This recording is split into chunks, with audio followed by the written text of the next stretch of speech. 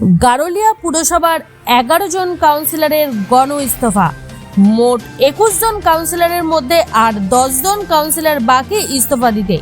পুরপ্রধানের দাবি বাকিরা সবাই সোমবারের মধ্যে ইস্তফা দেবেন। গারুলিয়া পুরসভায় 11 জন কাউন্সিলরের গণ ইস্তফা। এখনো বাকি আছে 10 জন কাউন্সিলর।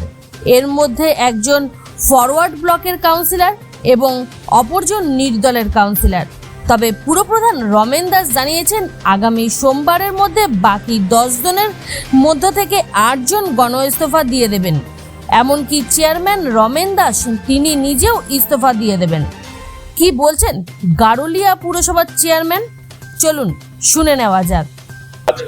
আজকে আপাতত 9 জন গেছে, বাদ বাকিটা যা থাকবে তা সোমবার দিন সকলকে আমি সঙ্গে নিয়ে তাদেরকে রিজাইন করে নিয়ে আসবো। আজকে যেরকম আমার ভাইস চেয়ারম্যান গেছে, ভাইস চেয়ারম্যান নেতৃত্বে আজকে পাঠানো হয়েছে। আজকে একটু আমি গাড়িতে তুলে দিলাম তাদেরকে।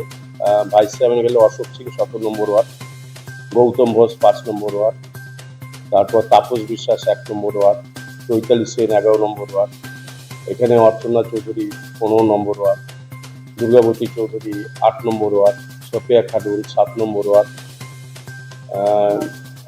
সীমা পাল 2 নম্বর ওয়ার্ড, চৈতালি সেন 11 নম্বর ওয়ার্ড। এরকম 9 জন কাউন্সিলর আপাতত আমাদের আজকে দেওয়া হলো এবং 1-2 জন বাইরে আছে, তাদেরকে ফোন করা হয়েছে, আজকালকে হয়তো ফিরে গেলে আমি তাদেরকে সঙ্গে নিয়ে এসডিওর কাছে আজকে অ্যাপয়েন্টমেন্ট নেওয়া হচ্ছে যে কখন আমরা যাব, আমরা গিয়ে না, যেহেতু আমরা তারা বাইরে আছে, তা আমি যেহেতু সোমবারে রিজাইন করব, তাই জন্য আমরা আমার সঙ্গে এই বিষয়ে নোয়াপাড়ার বিধায়ক অর্জুন সিং কি বলছেন, চলুন শুনে নেওয়া যাক। যারা মানুষের ভোটে জিতেন, তারপরে দুর্নীতি, নানা রকম মামলা, মানুষকে ফেস করতে পারছে না, পরিষেবা দিতে পারল না, সরকার নেই, পুলিশ নেই, গুন্ডা নেই, তো এরা তো রিজাইন দিয়ে পালাবে, তো রিজাইন দিয়ে যাচ্ছে। আমার বক্তব্য একটা, উন্নয়ন সঙ্গে আসো, হাত মিলিয়ে উন্নয়ন করো।